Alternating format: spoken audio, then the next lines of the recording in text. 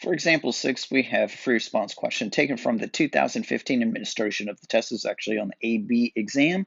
It was question number 2, which means it is calculator active. Okay, so we're going to do most of our work here in the calculator. As a matter of fact, when it's calculator active, there's portions of it that you cannot do without a calculator. Let f and g be functions defined by, and you can see our two functions. This is the one that gives us some problems right here. I'm going to do some sort of integration on this. We would not be able to do it by hand. Anyway, and then our g of x function is a polynomial function, fourth degree. Let R and S be these two regions enclosed by the graphs of f and g shown in the figure. And what we want to do is we want to find the sum of the areas of region R and region S. Okay, and you can see that where the top function is versus which one is the bottom function, it switches right here at this point intersection right there. So one of the things that we're going to have to do is we're going to have to figure out where those two graphs intersect each other, and how are we going to do that? Sure, we could algebraically set these things equal to each other, but there's no way you're going to find that by hand. Instead, we're going to have to use the calculator. So remember that on the AP exam, that those people who make the exam expect us to be able to do 4 different things on the calculator, 2 of which are pre-calculus and the other 2 which are calculus. The calculus one is just finding derivative at a point and then evaluating or approximating a definite integral over some sort of interval. And the 2 pre-calculus one is being able to graph functions like we're going to do here, and then actually being able to solve some sort of functions. And we're going to use the graphing feature to do that, of course. Okay, so I'm going to come over here so I can write a little bit down. Now, they did give us this picture for this graph, okay? And occasionally they give you a picture of a graph, and it is on a non-calculator specific question, calculator inactive, and it doesn't really indicate which one is the top function versus which one's the bottom function. But let's see if we can kind of figure it out. If this was inactive and we had to figure out which one's the top function versus the bottom function, notice that this one that has these couple little extra hoops in it, this to me looks like it's polynomial here. I would expect to get, say, 3 of those kind of peaks and valleys, right? And then this one that's exponential, this one that's kind of exponential is probably this kind of bottom function that's right down here. Of course, this is being calculator active. It's going to go straight into the calculator anyway. So let's find our point of intersection that's right here. And I don't know what it is. I'm going to call it A. Now notice that it looks like it's exactly halfway in between. If I bring this thing straight down here, that number, of course, is 2. It looks like it's exactly half of that, and very common mistake on this one is that some people thought it was the number 1, but it's not. All right, so let's find our point of intersection here by throwing these things into the calculator. Pause if you need to so you can quickly type those things into y1 and y2. I've already done it. I've prepared myself. Let's just come over here to the camera then. Ta-da! All right, so here's the graphs of these. It's the same graphs that we were seeing before, but we're seeing the whole entire thing. And you can definitely see this this polynomial here. That's the one that's in red. I can verify that right over here. Right in the blue one, that's the slightly exponential function. Okay, so we want to find where those two things intersect. I can do that very easily on the graphing calculator by just hitting second to trace. Don't actually hit the trace feature to trace it. No, we want to find the exact point of intersection right there at number 5. All right, now it's going to ask you a couple of questions. What's the first curve? Well, it's the blue one. Cool. What's the second curve? It's the red one. Also cool. But this guess, for this particular case, we do want to move the cursor closer to where it intersects because it intersects a total of 3 times. So I'm just going to move my cursor over here, or we could have just typed in the number 1 because that's pretty close to where it intersects. Now I'm going to hit enter. And our point intersection, you can see it is right down here at the bottom of the screen, this x value, and it's not quite 1. It's a little bit over 1. Now remember that this is temporarily stored in our calculator as x, but I'm going to come back to the home screen and hit x, right? If I hit enter, there it is, but I'm going to go ahead and store it as a so I can use it as often as I want to, and if anything gets stored on top of x, it doesn't matter. So hit store, alpha, A, ba-boom, ba-boom, and now it's stored in there as A. But I need to report that on my paper. I need to write that number down and remember that I'm going to use 3 decimal places. Now, whenever you do your calculations, you use all of the decimal places that are in the calculator, but when you write it down, you only have to write down 3, okay? All right, so I'm going to write down, let's say, 0.033, yes, okay, for this A value. 1.033 approximately, right? I don't have to worry about the y value because it doesn't come into play whenever I go to set up these integrals. Calculator base question, that's my next step. I'm going to set up my integral and then I'll throw it into the calculator in order to actually evaluate it for me. Okay, so I'm going to do a definite integral and we're going to go from 0 up to this a value. And since I've already written this a value down, I can actually use that in my notation. If you feel uncomfortable with that, you just put it right here for your top limit integration. That's okay too. And then remember, they named these functions f and g, so write those names down instead of having to copy those functions. So in this case, it is the polynomial function that is on top first. The polynomial function is the g of x function minus the f of x function. Dx, and then we want to do the second region, that's over here, this S part, and it's going to go from the A value.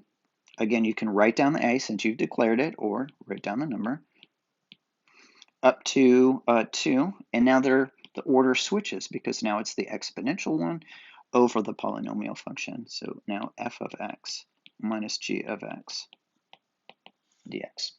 Now, alternatively, like we talked about in the last lesson, or the last video, I should say, that we could, circumvent the whole entire point intersection and just go from 0 to 2 and take the absolute value of f of x minus g of x with respect to x. And we should see that we're going to get the same answer for either one of these. Okay. All right, back to our calculator. Yes, right here. That isn't right. I need the camera. Come on. Oh, it's down here in my tray. Whoop. Right, I'm back on the home screen where exactly I needed to be. We're going to go to math. We're going to choose number 9. Limits integration for the first one from 0 to our a. And let's see, it was the polynomial function was the second one that I entered. So it is going to go from y2 minus y1. So y2 and then minus y1. I'm fairly certain. Throw an x in here. And then let's add in the other one, not subtract. Come on, guys. Math number 9. And this time go from a to 2. Yeah, that looks right. And then switch the order, y1 minus the y2.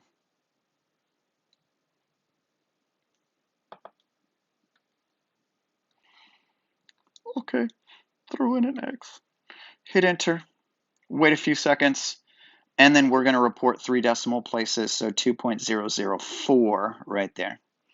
Okay, all right, now just to show you that we could have gotten the same exact answer if we had just gone, let's see, a definite integral, number 9, and then go straight from 0 all the way up to 2, ignore the whole point A that's right in the middle, and then throw in some absolute value. Let's see if I get it right this time. I did. And don't even worry about the order of these things. y1 minus a y2. Throw in an x right there, and then wait a few seconds. Go get yourself a sandwich. Takes a lot longer when you throw the absolute value in there. And now notice that the last part of this is not exactly the same what we have on this first one. It is approximation, but you can see that as far as we're concerned, 3 decimal places, it is giving us the same exact answer, right? So it is making some sort of rounding error here with this absolute value. No worries, because it's as accurate as we need it to be for the AP exam. Speaking of, let's go ahead and write our answer down, what it is supposed to be, and then we're going to take a look at the scoring guideline and see how it was that they scored this thing, okay? So we're going to say that this thing is equal to, approximately equal to, really, 2.004. All right, scoring guideline over here on Safari. So again, it's the 2015's question number 2, and specifically this was part A right here, part A. So notice over here on the right-hand side what our points value were. My gosh, there were 4 points for this part of the question. Number 1 is the limits of integration. So for the limits of integration, notice that they did put a little a that's right over here. Let's see if I can select this. Right. Oh, perfect. Uh, so they did put an a like I was about to do, and that a value they declared right up here. They said this a comma b is equal to, there's that 1.033 business, right? Okay, and then here's our answer. So you can see that you've got 2 points for your integrands. So we need 2 of these things. You got the one where g of x is on top, and then you have the one where the f of x is on top. All right, and then finally 1 point for the answer, total of 4 points. Okay, but not only that, here, let's also take a look at the feedback on this, on how well did, oh, wait, no. Let's look at a preview of what's to come, right? And this is all going to be, well, actually, part B is going to be in this unit too. So region S is the base of a solid whose cross sections perpendicular to the x-axis are squares, and we want to find the volume of that solid. So that's pretty crazy, right? Come back over here. So this is the idea that eventually we're going to have like this little rectangle that's in here, that same representative rectangle. That is the base of a square that's going to come out at us. And you have an infinite number of these things going from left to right on this. And it's going to make a solid. You're trying to find the volume of it. That's coming up very, very soon. All right, don't freak out about it right now. There's plenty of time for freakouts. That time is not right now. All right, anyway, back over here, let's look at the feedback. They said that on average, this was 4.68 out of 9 possible points.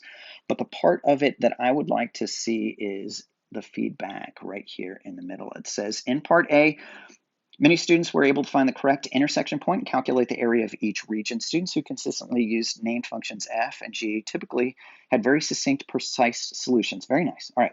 Some students guessed by looking at the graph that the point intersection occurred at x is equal to 1, right? Very common mistake. These students did not use the calculator.